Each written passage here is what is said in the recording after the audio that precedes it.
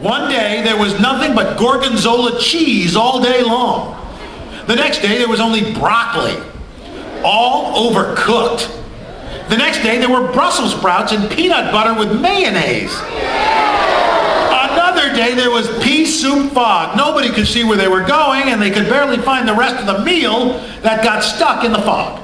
The food was getting larger and larger, and so were the portions. People were getting frightened. Violent storms blew up frequently.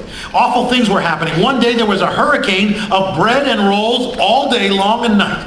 They were soft rolls and hard rolls, some with seeds, some without. There was white bread and rye and whole wheat toast. Most of it was larger than anyone had ever seen before. Roofs were damaged. The sanitation department was beside itself. The mess took workers 4 days to clean up, and the sea was full of floating rolls. To help out, the people piled as much bread as they could in their backyards. The birds picked at it a bit, but it just stayed there and got staler and staler. There was a storm of pancakes one morning and a downpour of maple syrup that nearly flooded the town. That was waffle. I added that too. A huge pancake covered the school. No one could get it off because of its weight, so they had to close the school.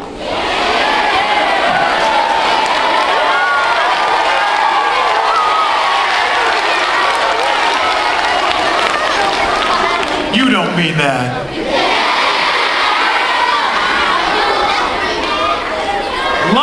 Lunch one day brought 15-inch drifts of cream cheese and jelly sandwiches. Everyone ate themselves sick, and the day ended with a stomachache. There was an awful salt and pepper wind accompanied by a terrible tomato tornado.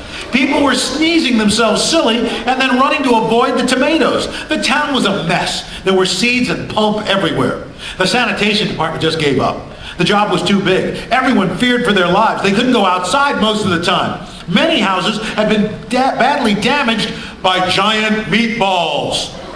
Stores were boarded up. There was no more school for the children.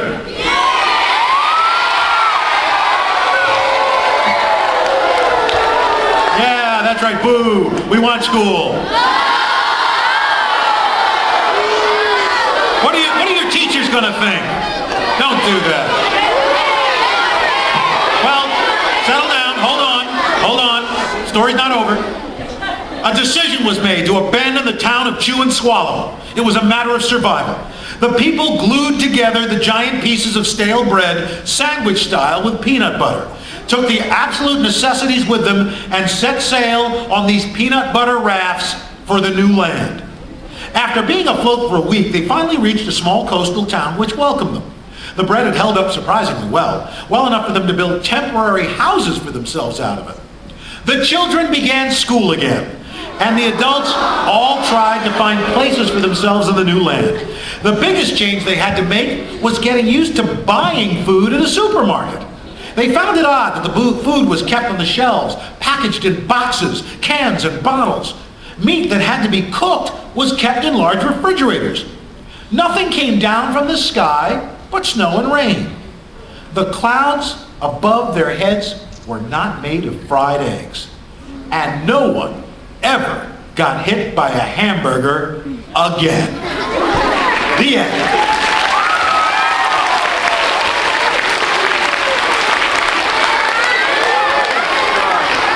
Wow.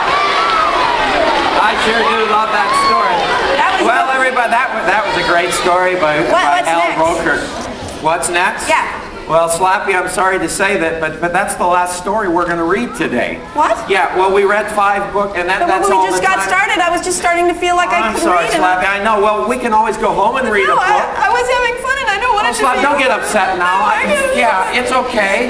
We can read a book on the way home. I think I'm going to cry. No, don't cry. Listen.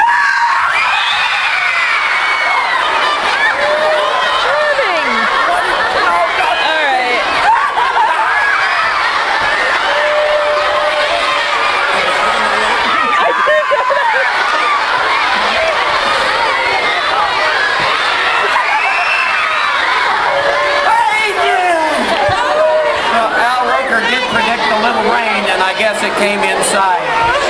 Boys and girls, ladies and gentlemen, once again, Mr. Charles Osgood.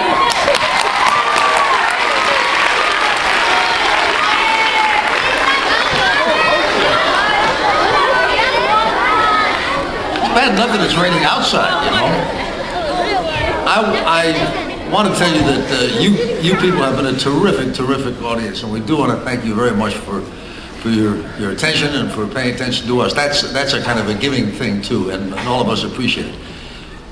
Just remember, what we would like you to go away from here with is an idea that giving is important, and that you want to do some giving too when you have a chance, and to appreciate the people whose gifts are gifts to you.